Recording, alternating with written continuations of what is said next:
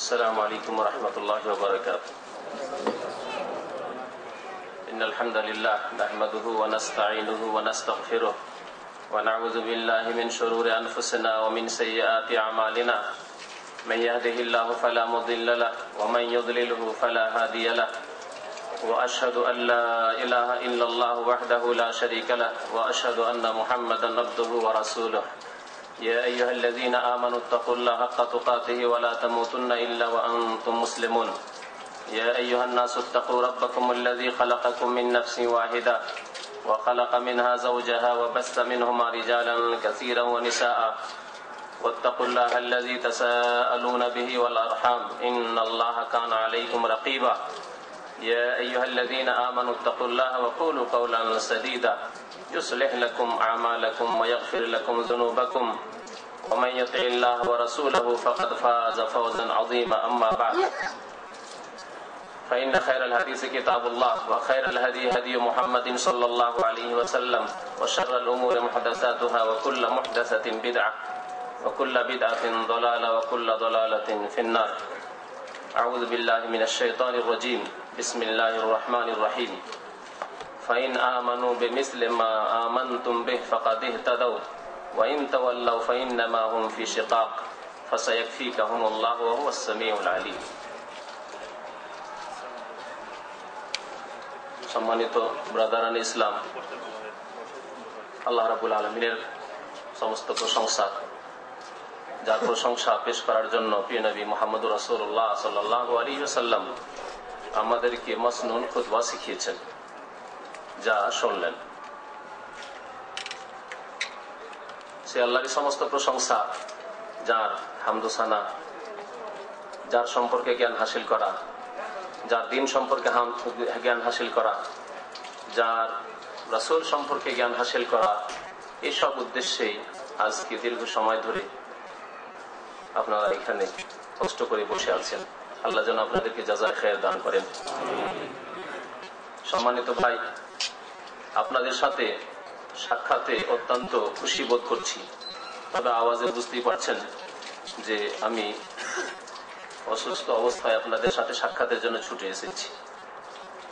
দোয়া করেন যেন আল্লাহ পাক রব্বুল আলামিন আমাদের সবাইকে সুস্থতা দান করেন এবং আমাদেরকে হক কথা বলার তৌফিক দান করেন, হক কথার দিকে দাওয়াত দেওয়ার আহ্বান করার যেন তৌফিক দান করেন এবং হকের প্রতি চলার যেন তৌফিক দান করেন। ভাইরা আমার, দ্বীন ইসলাম দুটি বস্তুর নাম। একটি হচ্ছে ইতিবাচক আর একটি হচ্ছে নেতিবাচক, অর্থাৎ পজিটিভ এবং নেগেটিভ, ইজাব এবং সালব আরবিতে বলা হয়। এতে রয়েছে যেমন ইতিবাচক, অর্থাৎ আপনি কি করবেন, কি বিশ্বাস করবেন, কি আমল করবেন, ইতিবাচক। নেতিবাচক, কি বিশ্বাস করবেন না, কি আমল করবেন না। এই দুটি বিষয়ের নাম হচ্ছে দ্বীন ইসলাম। যত কিছু রয়েছে দ্বীন ইসলামে এই দুটি বিষয়ের মধ্যে সীমিত রয়েছে।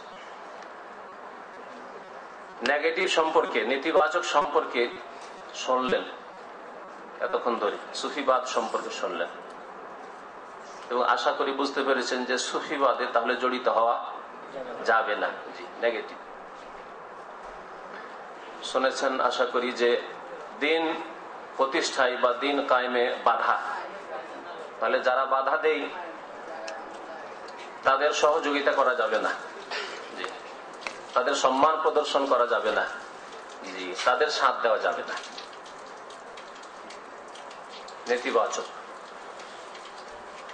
যারা সঠিক দিন বুঝতে ভুল করেছে, বিভ্রান্তির শিকার হয়েছে, ভ্রান্ত বিশ্বাস রাখে আর ভ্রান্ত পথে আমল করে, সেসব করা যাবে না, নেতিবাচক। এ সম্পর্কে আশা করি শুনে গেছেন। আমার বিষয়টি ইতিবাচক, আকীদা আহলে সুন্নাহ ওয়াল জামাত, আহলে সুন্নাত ওয়াল জামাতের আকীদা, অর্থাৎ আহলে সুন্নাত ওয়াল জামাত কি বিশ্বাস করে। আকীদা মানে যা একজন মুমিন মানুষ বিশ্বাস করে। আকীদা দুটোকেই শামিল, ভালো আকীদা, মন্দ আকীদা, সহি আকীদা আর গলত আকীদা, ফাসেদ আকীদা। তবে যখন আহলে সুন্নাহ ওয়াল জামার আকীদা বলে দেওয়া হয়েছে, তাহলে উদ্দেশ্য হচ্ছে সহিহ আকীদা। কালেমা লা ইলাহা ইল্লাল্লাহ, এই কালেমায় এই ইতিবাচক নেতিবাচক দুটো দিকেই ইঙ্গিত রয়েছে, দুটো শিক্ষা দেওয়া হয়েছে। আমরা কালেমার অর্থ অধিকাংশ মানুষ বুঝি না, মোটা খাই মোটা বুঝি, আর না বুঝার কারণে ইসলামকে বুঝি না। না হলে আল্লাহ পাক রব্বুল এই কালেমা দিয়ে আমাদেরকে শিখিয়েছেন, প্রথম শিখিয়েছেন নেতিবাচক বাতিল আকীদাকে অস্বীকার করতে হলো, লা ইলাহা। আগে আল্লাহ রাব্বুল আলামিন কি শিখিয়েছেন? লা এর কথা শিখিয়েছেন, নেগেটিভ শিখিয়েছেন। লা মানে কি? নেগেটিভ, নেতিবাচক, অস্বীকার করতে হবে আল্লাহ শিখিয়েছেন আগে। লা ইলাহা, ইলাহ নেই, ভ্রান্ত আকীদা নেই, ভ্রান্ত আমল নেই, ভুল কথা নেই, ভুল কাজ নেই ইসলাম। মুসলিম যদি সত্যি মুসলিম হতে হয় তাহলে ভ্রান্ত বিশ্বাস রাখে না, ভ্রান্ত আকীদা রাখে না, ভ্রান্ত আমলও করে না, ভ্রান্ত পথেও চলে না, বিভ্রান্তির শিকার হয় না। ইল্লাল্লাহ, আল্লাহ ছাড়া কারো ইবাদত বন্দেগী নেই, আল্লাহ ছাড়া কেউ হক সত্য মাবুদ নেই। ইল্লাল্লাহ দিয়ে আমাদেরকে শেখানো হয়েছে সহিহ আকীদা, ইতিবাচক আকীদা, যে আল্লাহ পাক রব্বুল আলামিন সম্পর্কে আমাদের আকীদা কি হতে হবে। আহলে সুন্নাত ওয়াল জামাতের আকীদা সম্পর্কে আলোচনা করব ইনশাআল্লাহ। যদিও সময় এই বিষয়ের জন্য যদি ভালোভাবে আলোচনা করতে হয় যথেষ্ট সময় প্রয়োজন রয়েছে, যতদূর সম্ভব হবে আপনাদের সামনে আমি পেশ করব এই অবস্থায়। আল্লাহ পাক রব্বুল আলামিন সূরা বাকারার আয়াত নম্বর 137 এ ইরশাদ করেছেন যে আমাদের ঈমান কেমন হইতে হবে, তাহলে আল্লাহ পাক রব্বুল আলামিন কবুল করবেন। সবার ঈমান তাহলে আল্লাহ পাক কবুল করবেন না, সবার ঈমান সবার ইসলাম আল্লাহ পাক রব্বুল আলামিন কবুল করবেন না। অনেকেই মুসলিম হওয়ার দাবি করে, অনেকেই ঈমানের দাবি করে, কিন্তু তাদের ঈমান ইসলাম আল্লাহ গ্রহণ করবেন না। কার ঈমান ইসলাম আল্লাহ পাক রব্বুল আলামিন কবুল করবেন? ইরশাদ করেছেন ফাইন আমানু বিমিসলি মা আমানতুম বিহি, তারা যদি ঈমান নিয়ে আসে, তারা যদি ঈমান নিয়ে আসে, কেমন ঈমান নিয়ে আসে? বিমিসলি মা আমানতুম বিহি, যেমন তোমরা ঈমান নিয়ে এসেছো, যেমন তোমরা ঈমান নিয়ে এসেছো তোমাদের মতো যদি ঈমান নিয়ে আসে তাহলে কি হবে? ফাকাত ইহতাদাউ, সঠিক পথ পাবে, হিদায়াতের পথে থাকবে, গন্তব্য স্থানে পৌঁছিতে পারবে, লক্ষ্য উদ্দেশ্য জান্নাতে পৌঁছিতে পারবে, নাজাত প্রাপ্ত দলের অন্তর্ভুক্ত হতে পারবে, আহলে সুন্নাত ওয়াল জামাতের দলে শামিল হতে পারবে, সাহায্য প্রাপ্ত দলের মধ্যে শামিল হতে পারবে। ফাইন আমানু বিমিসলি মা আমানতুম বিহি, তারা যদি ঈমান নিয়ে আসে ওইভাবে যেভাবে তোমরা ঈমান নিয়ে এসেছো। এখন প্রশ্ন হচ্ছে, আল্লাহ বলছেন যে তারা যদি ঈমান নিয়ে আসে তোমরা যেমন, তোমরা তাহলে বলে আল্লাহ কাকে সম্বোধন করেছেন? এখানে এক বচন দিয়ে সম্বোধন করা হয়নি। যদি এক বচন দিয়ে সম্বোধন করা হইতো তো বলতাম যে নবী করিম সাল্লাল্লাহু আলাইহি ওয়াসাল্লামকে আল্লাহ শুধু বলেছেন যে হে নবী আপনার মতো করে যদি ঈমান নিয়ে আসে তাহলে তাদের ঈমান কবুল হবে। আল্লাহ জামা বলেছেন বহু বচন, বিমিসলি মা আমানতুম বিহি, তোমরা যেভাবে ঈমান নিয়েছো সেইভাবে তারা যদি ঈমান নিয়ে আসে। তাহলে বোঝা গেল যে এতে প্রথম নম্বরে নবী করিম সাল্লাল্লাহু আলাইহি ওয়াসাল্লাম কে সম্বোধন করা হয়েছে, কিন্তু তার সাথে সাথে তার সাহাবাগণকেও সম্বোধন করা হয়েছে। হে নবী মুহাম্মদ সাল্লাল্লাহু আলাইহি ওয়াসাল্লাম, হে সাহাবায়ে কেরাম, প্রিয় রাসূল সাল্লাল্লাহু আলাইহি ওয়াসাল্লামের সহচরগণ, তোমাদের মতো যদি তারা ঈমান নিয়ে আসে, তোমাদের পরের লোকেরা, আল্লাহ সম্বোধন করছেন ওই জামানার মুসলিমদেরকে যাদের মাঝে কোরআনে কারীম নাযিল হচ্ছে, যাদেরকে প্রথম সম্বোধন করা হয়েছে, প্রথম খেতাব করা হয়েছে, অ্যাড্রেস করা হয়েছে এই কোরআনে কারীম দিয়ে। বিমিসলি মা আমানতুম বিহি, তোমাদের মতো যদি তারা ঈমান নিয়ে আসে, তাবেঈনরা যদি তোমাদের মতো ঈমান নিয়ে আসে, তাবেঈনরা যদি তোমাদের মতো ঈমান নিয়ে আসে, আইম্মায়ে কিরামরা যদি তোমাদের মতো ঈমান নিয়ে আসে, পরবর্তীকালের মুসলিমরা যদি, সারা বিশ্বের মানুষরা যদি তোমাদের মতো ঈমান নিয়ে আসে, কিয়ামত পর্যন্ত যত মানুষ এবং জিন আসবে, হে নবী মুহাম্মদ সাল্লাল্লাহু আলাইহি ওয়াসাল্লাম, সাহাবায়ে কেরাম, তোমাদের মতো যদি ঈমান তারা নিয়ে আসে, ফাকাত ইহতাদাউ, তাহলেই সঠিক পথ পাবে। তাহলে এর ব্যতিক্রম যদি ঘটে, আল্লাহর নবীর মতো যদি ঈমান না হয় সাল্লাল্লাহু আলাইহি ওয়াসাল্লাম, সাহাবায়ে কেরাম রিদওয়ানুল্লাহি তাআলা আলাইহিম আজমাইনদের মতো যদি ঈমান না হয়, তাহলে গোমরাহ হয়ে যাবে, হিদায়াত পাবে না, রাস্তা হারিয়ে ফেলবে, জান্নাতে পৌঁছিতে পারবে না। তাই আল্লাহ পাক রব্বুল আলামিন বলছেন ওয়া ইন তাওয়াল্লাউ, যদি সাহাবায়ে কেরামদের মতো করে ঈমান তারা না নিয়ে আসে, ওয়া ইন তাওয়াল্লাউ ফাইন্নামা হুম ফি শিকাক, তাহলে তারা বিচ্ছিন্নতার জীবন যাপন করবে, বিক্ষিপ্তভাবে জীবন যাপন করবে, তাদের মধ্যে বিরোধ সৃষ্টি হবে, বিভিন্ন দলে বিভক্ত তারা হয়ে যাবে। ফাইন্নামা হুম ফি শিকাক ফাসায়াকফিকাহুমুল্লাহ। আল্লাহ পাক রব্বুল আলামিন রাসূল সাল্লাল্লাহু আলাইহি ওয়াসাল্লামকে সম্বোধন করে বলছেন, এদের অনিষ্ট থেকে আল্লাহ আপনার হেফাজতের জন্য যথেষ্ট। যারা সঠিক ইসলামকে ছেড়ে দিয়ে, নবী করিম সাল্লাল্লাহু আলাইহি ওয়াসাল্লামের সুন্নাতকে ছেড়ে দিয়ে, সাহাবায়ে কেরামের জামাতের অনুসরণ ছেড়ে দিয়ে, আহলুস সুন্নাহ ওয়াল জামাত, দুটি কথা আছে, ফিরে আসছে ওইদিকে আবার। তারা যদি মুখ ফিরিয়ে নেয় এবং খেয়াল খুশি তারা তাদের আকীদা রাখে, বিশ্বাস রাখে, ফাইন্নামা হুম ফি শিকাক, তাহলে তারা বিচ্ছিন্নতায় রয়েছে, তারা বিক্ষিপ্ত হয়ে থাকবে, এবং আল্লাহ পাক রব্বুল আলামিন আপনার হেফাজতের জন্য, আপনার দ্বীনের হেফাজতের জন্য যথেষ্ট।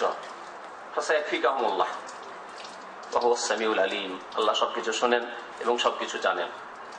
আল্লাহ পাক রব্বুল আলামিন আরো ইরশাদ করেছেন, ওয়া মান ইউশাকিকির রাসূলা মিন বাদি মা তাবায়্যানা লাহুল হুদা, যারা রাসূলের বিরুদ্ধাচরণ করলো,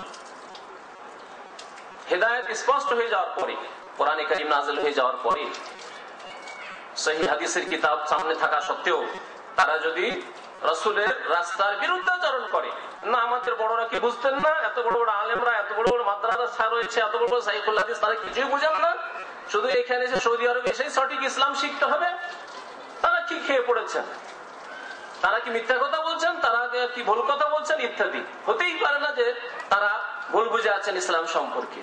এই ধরনের কথা যারা বলবে, ওয়া ইউশাকিকির রাসূল মিন বাদি মা তাবায়্যানা লাহুল হুদা, হিদায়াত স্পষ্ট হয়ে যাওয়ার পরে, কোরআন এবং সহিহ হাদিস তাদের সামনে পেশ করার পরে, কোন ব্যক্তির কথা বলা হচ্ছে না, তারপরে বিবেক বিবেচনা না করে যারা অন্ধভাবে গোড়ামি করলো, ওয়া ইউশাকিকির রাসূল মিন বাদি মা তাবায়্যানা লাহুল হুদা ওয়া ইয়াত্তাবি গায়রা সাবিলিল মুমিনিন, এবং মুমিনদের রাস্তা বাদ দিয়ে অন্য রাস্তার অনুসরণ করলো।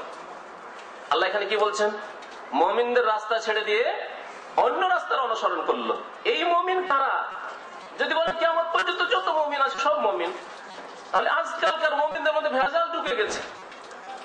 80 থেকে 90% মুমিনে মুসলিমে আজকাল ভেজাল।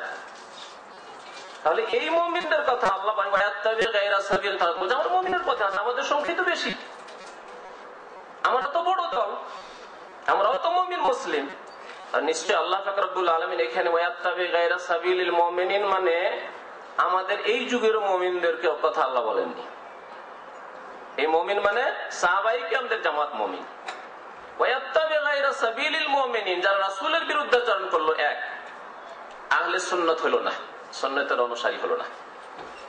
আর ওয়ায়াত্তাবি গায়রা সাবিলিল মুমিন, মুমিনের রাস্তার অনুসরণ করলো না, অর্থাৎ জামাত, সাহাবায়ে কেরামের জামাতের অনুসরণ করলো না। জি, কারণ সাহাবায়ে কেরামের জামাত তারা হকের উপরে ছিলেন, সাহাবায়ে কেরামের জামাত তারা হকের উপর ছিলেন এবং সত্য দ্বীনের উপর ছিলেন, আর একই উম্মত ছিলেন, নাম ছিল তাদের এক মুসলিম, ওয়া আন্না হাযিহি উম্মাতুকুম উম্মাতান ওয়াহিদা, একই উম্মত ছিলেন। সেই মুমিনদের কথা বলা হয়েছে যে তাদের পথের অনুসরণ করতে হবে, যারা তাদের পথ ছেড়ে দিয়ে, সেই মুমিনদের পথ ছেড়ে দিয়ে অন্য পথের পথ নেবে, আল্লাহ বলছেন যেদিকে ফেরবে সেদিকে আমি ফিরিয়ে দেবো। আল্লাহ বাধা দেবেন না জবরদস্তি করে। আল্লাহ হিদায়াত মানুষকে জবরদস্তি করে করেন না, বিবেক দিয়েছেন, বোঝার চেষ্টা করেন, যাচাই বাছাই করেন, তারপর আল্লাহ হিদায়াত দেবেন। আমার রাস্তায় যারা প্রচেষ্টা চালালো, মেহনত করলো, আল্লাহ তাকে রাস্তা দেখাবে। আর যে বলবো যে খামাখাই এখানে এসছি রিয়ালের জন্য, চাকরি আছে এই নিয়ে ফুরসত না, আর এসব করে বাড়ি লাভ কি, এখানকার এদেরকে এসব বলতে, তা আমরা দেশে যা আছি তাই আছি। তাদেরকে আল্লাহ কখনো হেদায়েত করবেন না, তাদেরকে আল্লাহ পাক রব্বুল কখনো হেদায়েত করবেন না। জি, আল্লাযীনা জাহাদু ফিনা, যারা প্রচেষ্টা চালাবে, লানাহদিয়ান্নাহুম সুবুলানা, অবশ্যই তাদেরকে আমার রাস্তা দেখাবো। আল্লাহ পাক রব্বুল আলামিন ইরশাদ করছেন, নুওয়াল্লিহি মা তাআলা, যেদিকে ফিরতে চাইবে সেদিকে আল্লাহ পাক ফিরিয়ে দেবেন, যারা আল্লাহ রাসূলের সুন্নাতের অনুসরণ করবে না এবং সাহাবায়ে কেরামের জামাত মুমিনদের অনুসরণ করবে না। ওয়া নুসলিহি জাহান্নাম, তারপরে জাহান্নামে তাদেরকে প্রবিষ্ট করব। মসজিদা, বড় জঘন্য স্থান জাহান্নাম। সম্মানিত ভাইরা, এই আহলে সুন্নাত ওয়াল জামাত এই নামটি কখন থেকে আসলো? সাহাবায়ে কেরামরা নিজেদেরকে আহলে সুন্নাত বলতেন? আহলে সুন্নাত ওয়াল জামাত বলতেন? যদি কেউ প্রশ্ন করে কি বলবেন আপনি তাহলে? আগে বললাম সাহাবায়ে কেরামদের জামানায় আহলে বিদআত কেউ ছিল না। সবাই যখন লা ইলাহা ইল্লাল্লাহ মুহাম্মাদুর রাসূলুল্লাহ সত্যিকার বাস্তবায়নকারী ছিলেন সাহাবায়ে কেরাম, তখন আর অন্য নামের কোনো প্রয়োজনই হয়নি। কোরআনে কারিমে আছে আল্লাহর আনুগত্য করতে হবে, রাসূলের আনুগত্য করতে হবে, আর আল্লাহ রাসূলের অনুসরণ করতে হবে, আর খোলাফায়ে রাশিদিন অনুসরণ করতে হবে। নবী করিম সাল্লাল্লাহু আলাইহি ওয়াসাল্লাম বলেছেন, এই হাদিস আমাদের ভাইরা শুনিয়েছেন, সেজন্য সেই হাদিস আর শোনাতে যাচ্ছি না। আলাইকুম বিসুন্নতি ওয়া সুন্নাতিল খুলাফায়ে রাশিদিন আল মাহদিয়িন, এসব কথা তাদের সামনে ছিল। ওই সত্য পথের তারা চলছিলেন, নামের প্রয়োজন হয়নি, যেহেতু সবার নাম হচ্ছে একটি, আর সবার আকীদা এক, আমল এক, নামাজ এক, রোজা এক, হজ এক, যাকাত এক, সবকিছু এক তাদের। আর দু চারটি মাসলায় যদি কোন রকমের ইখতিলাফ থাকে, হ্যাঁ তা ছিল, তার জন্য কোন দল পাকাপাকি ছিল না যে ইসলামকে চার ভাগে ভাগ করে না। যখন 2, 4, 10টি 20টি 50টি মাসলা মাসে ইখতিলাফ হচ্ছে, তো চার ভাগে ভাগ করে না আমরা। বাপ দাদার সম্পত্তি পেয়েছি, ভাগ করিনি আমরা। হানাফি হয়ে যায়, শাফি, মালিক, হাম্বলি করে এক ভাগ একসাথে কেন থেকে আমরা চার ভাগ করিনি। এইরকম তারা করেননি। বাকরি হননি, ওমরি হননি, ফারুকি হননি, আর ওসমানী হননি, আলবী হননি, সব হননি, মাসউদি হননি। অথচ সাহাবায়ে কেরামদের মাঝে কিছু মাসলা মাসাইল ইখতিলাফ ছিল, কিন্তু ইফতিরাক ছিল না। আর একটি কথা এখানে শুনে রাখি, ইখতিলাফ ছিল কিন্তু ইফতিরাক ছিল না। ইখতিলাফ হবে প্রাকৃতিক কথা। এটি আল্লাহ বলেন, ওয়ালা ইয়াজালুনা মুখতালিফিনা ইল্লা মান রাহিমা রাব্বুক ওয়ালিযালিকা খালাকাহুম। আল্লাহ বলেন মানুষের প্রকৃতি যে সব সময় তারা ইখতিলাফ করবে, হবে ইখতিলাফ। দুইজন মানুষ একসাথে চললে কোন না কোন ক্ষেত্রে গিয়ে দুজনের দুটি মত হবে। একজন বলছেন ভাই এখানে থামবো, ক্লান্ত হয়েছে, আর না না একটু সামনে গিয়ে সামনে পেট্রোল পাম্পে থামবো, এই হোটেলে খাবো, আর না না ওই হোটেলে খাবো। ইখতিলাফ হবে, ওয়ালা ইয়াজালুনা মুখতালিফিন, ইখতিলাফ অবশ্যই হবে, ইল্লা মান রাহিমা রাব্বুক, তবে আল্লাহ যার উপর রহম করেছে। ওয়ালিযালিকা খালাক, আল্লাহ এইরকমই পয়দা করেছেন মানুষ। তবে ইফতিরাক হারাম করেছেন।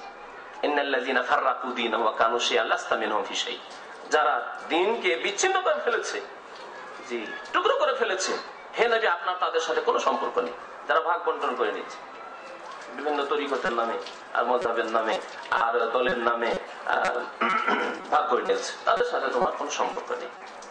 তবে নবী করিম সাল্লাল্লাহু আলাইহি ওয়াসাল্লাম সম্পর্ক আছে কোরআন সুন্নাহর অনুসারীর সাথে।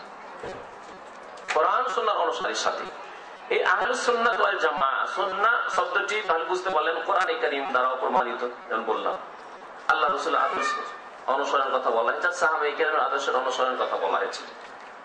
আহলে সুন্নাহ ওয়াল জামাআহ মানে জামাতুস সাহাবা, কোরআনে কারীমে ইঙ্গিত মওজুদ রয়েছে, আর নবী করিম সাল্লাল্লাহু আলাইহি ওয়াসাল্লামের হাদিসে রয়েছে।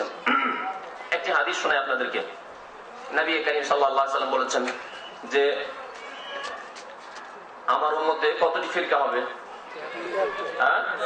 73টি হবে।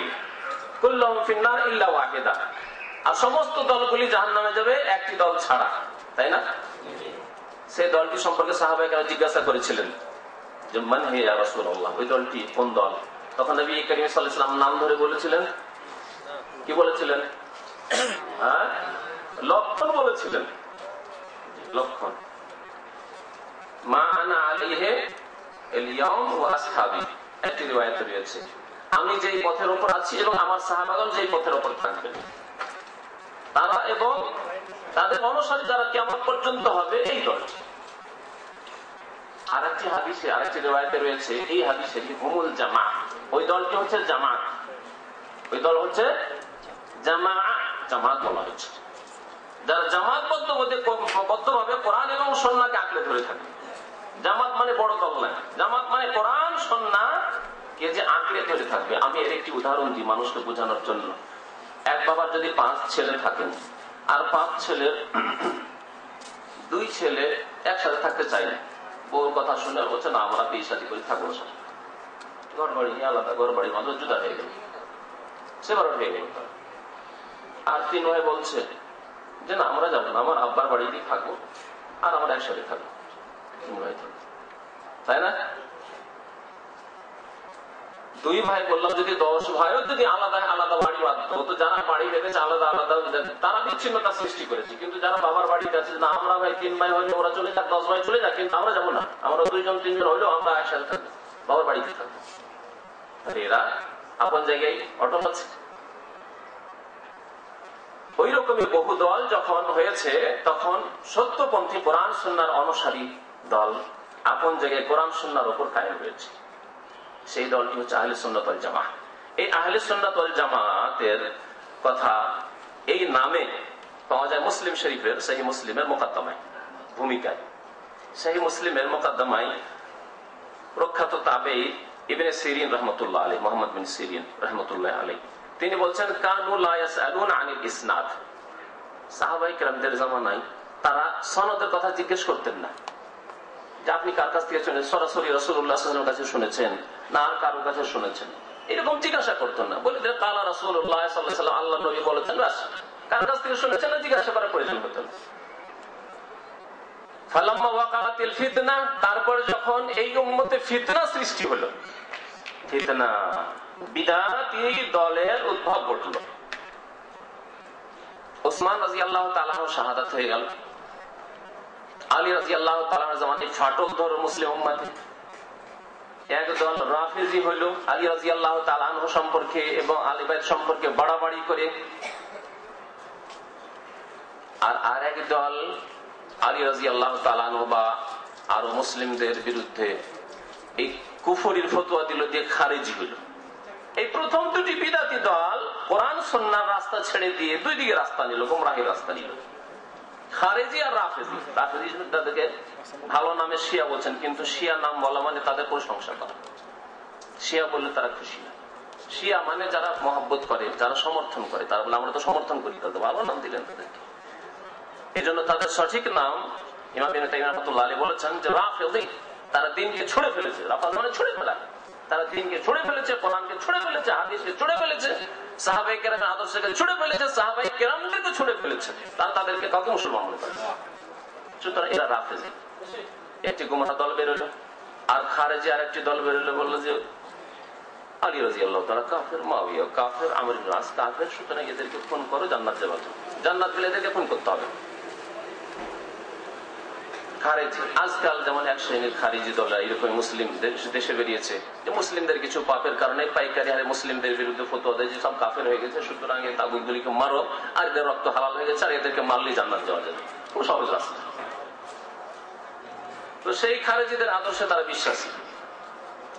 তো এই দুইটি যখন গোমরাহ দল জন্ম নিল, তখনকার কথা বলছেন ইমাম ইবনে সিরিন রাহমাতুল্লাহ আলাইহি, যে ফালামা ওয়াকাআতিল ফিতনা কালু, তখন তাবেঈনরা জিজ্ঞাসা করতে লাগলেন, যে হাদিস নিব জিজ্ঞাসা করি, সাম্মু লানা রিজালাকুম, কার কাছ থেকে হাদিস শুনেছো বলো। যে তুমি সরাসরি কোন সাহাবীর কাছ থেকে শুনেছো, না কোন তাবেঈর কাছ থেকে শুনেছো, কোন সুন্নাতের অনুসারীর কাছ থেকে শুনেছো, না খারিজির কাছ থেকে শুনেছো, কোন রাফিজি শিয়ার কাছ থেকে শুনেছো। সাম্মু লানা রিজালাকুম ফায়ুনজারু ইলা আহলিস সুন্নাহ। এখন শুনেন, তারপরে মুহাদ্দিসিনে কেরামরা হাদিস নেওয়ার ক্ষেত্রে এই যাচাই বাছাই করতে শুরু করলেন তাবেঈনদের জামানায়। তাবেঈনদের জামানার কথা বলছেন। তখন দেখা হতো যে কে আহলে সুন্নাহ। যদি আহলে সুন্নাহ হাদিস বর্ণনা করেছে, ফায়ুখাযু হাদিসুহুম, তাদের হাদিস নেওয়া হইতো। ওয়ায়ুনজারু ইলা আহলিল বিদআহ ফালা ইউখাযু হাদিসুহুম। আর দেখা হইতো যে কোন বিদআতি হাদিস শোনায়নি, যদি কোন খারিজি হাদিস শুনিয়েছে, রাফিজি শিয়া হাদিস শুনিয়েছে, ফালা ইউখাযু, তাদের হাদিস নেওয়া হইতো না। তাহলে এই উক্তি দ্বারা প্রমাণিত হয় যে আহলে সুন্নাহ কথাটি তাবেঈনদের জামানা থেকে চলে আসছে, যার প্রমাণ কোরআনে রয়েছে, হাদিসে রয়েছে। যেমন বললাম আহলে সুন্নাত ওয়াল জামাতের আকীদা, তাহলে সহিহ আকীদা বলতে হয়। আহলে সুন্নাত ওয়াল জামাতের আকীদা সম্পর্কে ইমাম ইবনে তাইমিয়া রাহমাতুল্লাহ আলাইহি একটি কিতাব লিখছেন। কিতাবটির নাম তো প্রসিদ্ধ হচ্ছে আল আকীদা ওয়াসিফিয়া, কিন্তু তার সাথে লেখা আছে ইতিকাদু আহলিস সুন্নাত ওয়াল জামাহ। এ হচ্ছে আহলে সুন্নাত ওয়াল জামাতের আকীদা, যা এই কিতাবে লিপিবদ্ধ করা হয়েছে, যা বাংলায় অনুবাদ হয়েছে। তাতে প্রথমখানে তিনি লিখেছেন 6টি বিষয়ের উপর বিশ্বাস করা। আর এই 6টি বিষয় সম্পর্কে আপনাদের জানা আছে যে একজন মুমিনকে বিশ্বাস করতে হবে কটি বিষয়ের উপর? এই 6টি বিষয়কে কি বলা হয়? ইমানের রুকন বা ইমানের খুঁটি স্তম্ভ বলা হয়। আর কানুল ইমান, আর কোন ইমান তাহলে 6টি। এই 6টি বিষয় বিশ্বাস করতে হবে। যদি শুধু পড়ে দেওয়া যায় তো সবাই পড়ে দেবেন, কিন্তু সূক্ষ্মভাবে অনেকে এ সম্পর্কে সঠিক বিশ্বাস রাখি না। আহলে সুন্নাত ওয়াল জামাতের বিশ্বাসে বিশ্বাসী নই।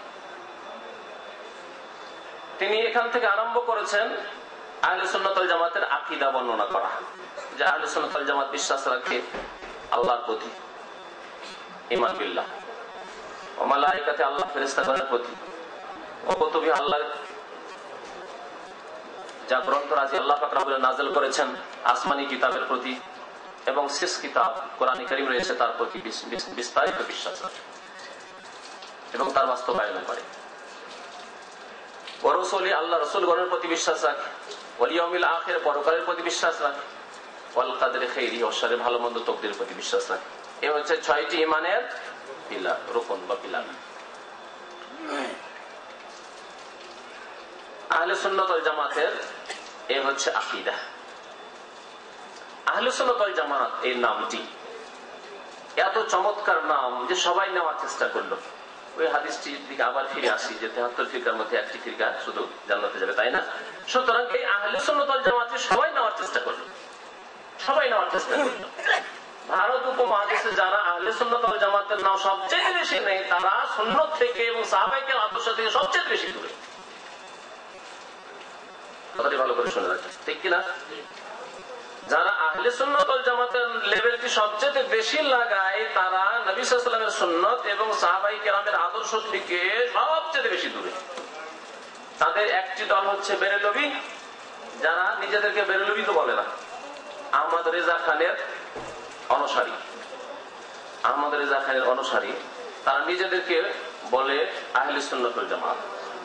আর খুব সাধারণদের ভাষায় বলে সুন্নি, তারা বলে নিজেদেরকে সুন্নি, তারা হলো সুন্নি। আর একদল হলো শিয়া, তারা বলে আর বাকি যারা সুন্নি নয়, মানে ওই বেরেলভী নয়, তাদেরকে বলে ওয়াহাবি। তারা এবার 3 ভাগ করে, ওয়াহাবি আর সুন্নি। তারা সুন্নি মানে মাজার পূজারী, মাজার ভক্ত যত আছে তারা হচ্ছে সুন্নি তাদের অর্থে। আহলে সুন্নাত ওয়াল জামাত নিজেদেরকে তারা সুন্নি বলে। আর আরেকটি দল আছে যারাকে দেওবন্দি বলা, দেওবন্দি। এই দেওবন্দি দলে ভারত উপমহাদেশের যত হানাফি হওয়ার দাবিদার, ভারত, বাংলাদেশ, পাকিস্তানি, বিশেষ করে এই 3টি দেশের কথা বলছি, যারা নিজেদেরকে হানাফি বলে দাবি করে, তারা কিন্তু আসলে হানাফি নয়। যারা হানাফি বলে দাবি করে তারা মোটেই ইমাম আবু হানিফা রাহমাতুল্লাহ আলাইহির মাসলাকের উপর হানাফি নয়। প্রচলিত হানাফি মানে নিজেদেরকে হানাফি নাম বলে, কিন্তু তারা কি, তাদের কিতাব থেকে আপনাকে দেখাবো। কিতাব আমি একটা নিয়ে এসেছি, খুব গুরুত্বপূর্ণ কিতাব, তার নামই হচ্ছে আকায়েদ উলামা আহলে সুন্নাহ দেওবন্দি। কথা বুঝতে পারছেন? এই জন্য বললাম যে আহলে সুন্নাত ওয়াল জামাত আমাদের দেশে সবাই লাগায়। তার মধ্যে একটি দলের কথা বললাম, বেরেলভীদের কথা বললাম, যারা নিজেদেরকে রেজভিও বলে। বাংলাদেশের কোন কোন এলাকা রেজভি বলে।